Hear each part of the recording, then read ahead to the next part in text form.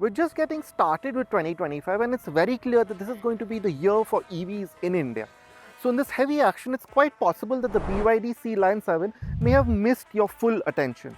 But we're driving this SUV today, and in this video we tell you why you should give it a long hard look if you are in the market for a luxury electric SUV.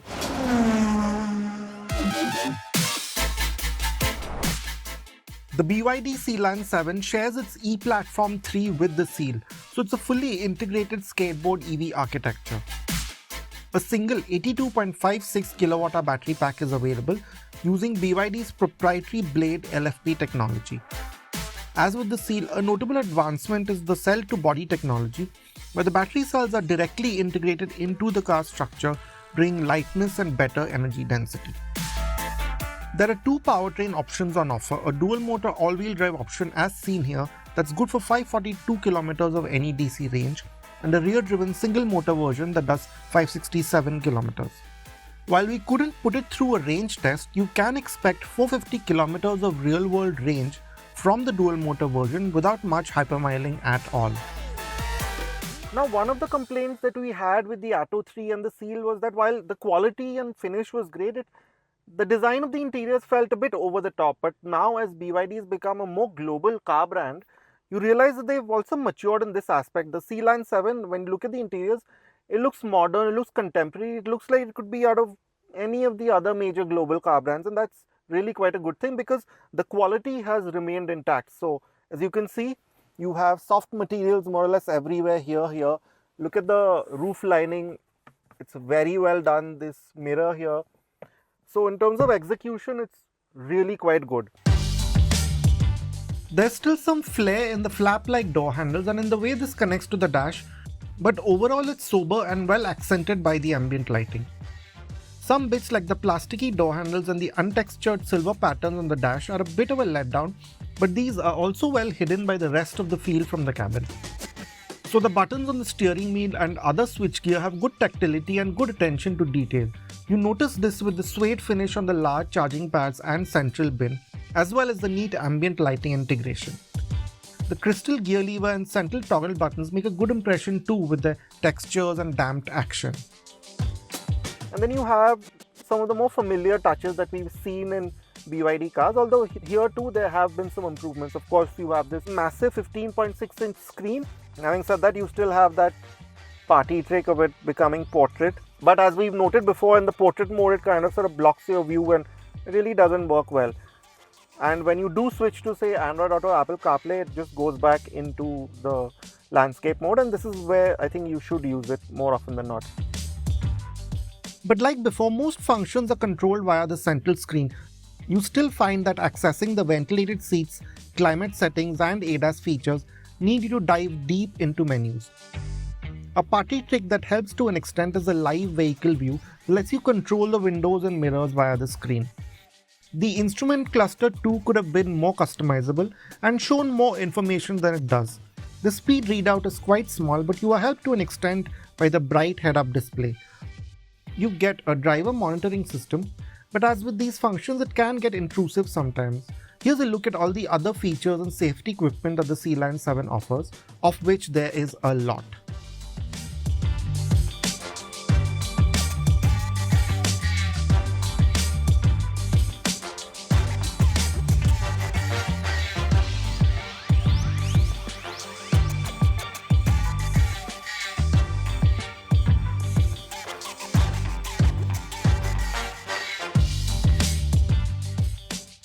But having said that, with this being a ground-up electric architecture, the kind of practicality that you get is really quite impressive. So of course you have this big huge space underneath. It's also got a nice suede kind of lining to it, which feels high quality. You have pretty decent sized cup holders, deep cubby here, a Type A, Type C charger, 12-volt charger. Like I mentioned, these really large charging pads.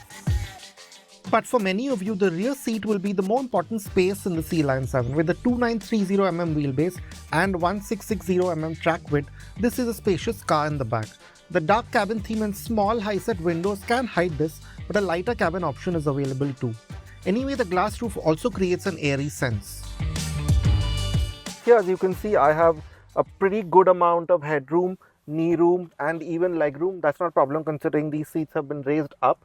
And we've also made a 6-footer sit here, and he's had no real issues in terms of fitting in here as well.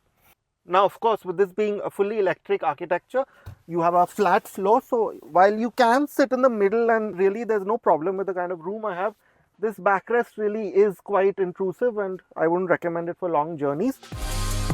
But we do think a third climate zone could have been added here. The glass is double glazed and has a UV film, but these don't work as well as full sunshades in our weather. But anyway, the seats themselves, they hold you in place well. They have a nice contouring to them, just like the front seats. So you aren't thrown around too much, say around a set of bends or so on and so forth. And the cushioning itself is also just the right consistency. And thigh support is okay for me, but the 6-foot person that sat here, they did complain about thigh support, so that is something you should be concerned of. You get even more of those Dyna audio speakers here and here. Some good storage space in the doors and around here again. And a Type A and Type C charge port, some more pockets here and here. And a couple of cup holders and a small space here. The BYD Sealion 7 is a large car by any measure. Much of the design shares cues with the seal with which this is closely related. You can see this with the wide LED headlamps, the sharp low bonnet and the grille inserts. There is a muscular theme with the bulges over the arches and the wide squat stance. The large 20-inch wheel seen in this example, as well as the heavily raked look to the glass area, also makes for a sporty feel. There also seems to be good ground clearance with the completely flat underbody. The short stubby rear enhances the sporty sense, the gloss black being used quite well to reduce mass.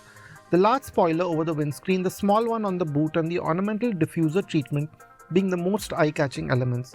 The rear lighting again is quite reminiscent of the Seal with its organic flowing patterns. Now, as with many of these electric SUVs that are based on skateboard architectures, the Sealion 7 also gives you a sizable 58-litre frunk, which means that a regular sized backpack fits quite easily. Of course, you can also use it to put your charging cables and so on. Now, the boot itself is about 500 litres. Yeah, it's not the biggest that you can find in this size of electric SUV, but I must say that it is practical. Yes, the coupe-ish shape means that it's not an especially deep space and you can't stack a lot of items together, but BYD has thought of it. So what you can do is change the level of this floor, so to speak. There are 2 levels, you can make it deeper than this as well. And there is a small sub space below too, so if you want to hide something from everyone's attention, you can do that here. You have some heavy straps to tie down your items, a few more hooks here, and you also can fold down these seats to a good angle, as you can see, to free up a bit more space. Now, as you can see, the lip is pretty conveniently low. It's not the lowest that you've seen. So yeah, putting things in is fairly easy too.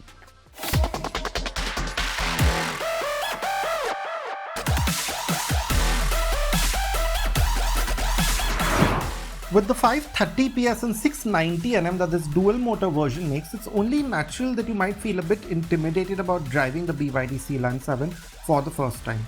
But the experience is far from this at first glance. As with other BYD models, the 360-degree cameras continue to help navigate heavy traffic, and here the tight turning radius also helps. Visibility out front is great. These pillars aren't too intrusive. Finding a good steering angle, seating position, all very easy. These seats, I must say, are especially comfortable. They're especially adjustable. I can even change the thigh bolstering, so that's some BMW level stuff you're getting here at this price point. And then you come to the way this electric powertrain delivers its performance. Like most well-refined high-end luxury cars, progress is smooth and steady. The car doesn't feel twitchy or too energetic, and that might put you on edge a little bit. It's not like that. As you can see, there's a good swell of performance, but yeah, you have to be careful. If you aren't looking, you'll be reaching triple-digit speeds very quickly. So yeah, that's something you have to be careful of. But the way it builds performance is not intimidating at all. Even at highway speeds, that strong performance can be put to good use. Given the good range, you'll probably never drive in anything but the normal mode. But even in the eco setting, the Sealion 7 is sprightly enough for this to be a default mode. But the real performance that you get from something that does 0 to 100 kmph in 4.5 seconds comes through in the sport mode.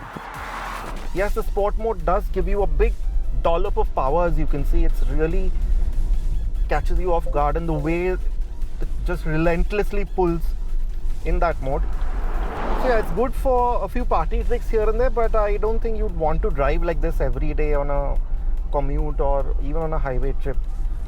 So yeah, if you really want to make a statement and overtake someone, then yes, the sport mode is for you. And if you want to really make good ground, there are two regen modes to choose from. You have a standard regen mode, which works well enough for you to not notice it. It feels nearly the same as slowing down an ICE car, and there's no real anticipation or learning needed. You don't get a single pedal driving mode, but there is a high regen setting that can be used in heavier traffic, since on the highway it makes you lose momentum a bit too quickly. Despite this version running quite aggressive 20-inch wheels, the ride is impressive. Yes, the 45 section tires can throw you around a bit on broken roads, and there is a layer of firmness, but it's never harsh or crashy. when you're on a highway cruise like this, it's completely flat, completely level. It has that high-speed stability that you want from a luxury car, so all of that is present.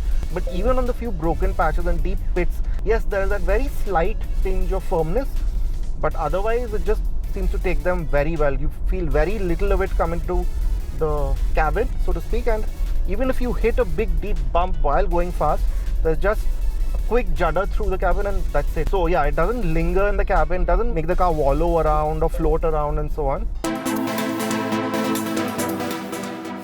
The steering is up to the task. It's not especially direct or precise, but finds a nice balance of lightness and heft to keep things quite neutral. There is a sport setting for this and the brakes, but we would stay away from those with the more artificial sense that they bring. Braking is generally impressive. You have a smooth, natural feel from the pedal and great stopping power. So losing speeds quickly is easy and confident. Now EV or otherwise, it's only fair to ask what a car with 530 PS and 690 Nm feels like around a set of bends, and we did try it pretty hard, and as long as you stay level, as long as you stay calm, as long as you're composed, it actually does reasonably well. In my opinion, I think the single motor rear drive variant will be a bit more agile, a bit more nimble. This one with its 2.7 ton gross weight, it's genuinely quite a heavy car. Yeah, if you really push it hard around a bend, it does start to run wide. You notice more power going to the front, it understeering a little bit. In those kind of situations, you do realize that this is quite a potent machine and you really need to treat it with some respect.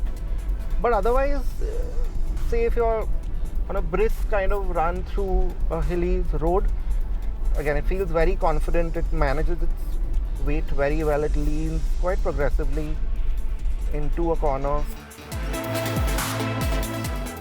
Expected to be priced between Rs 50 to 60 lakh, the BYD Sealion 7 may not have the pull of a luxury brand or as much focus on the back seat as is needed, but it is one of the better value packages as far as premium electric SUVs go in the country. You have a spacious, comfortable and tech-loaded cabin, enough range to be a practical daily car, and much more performance than something like this needs.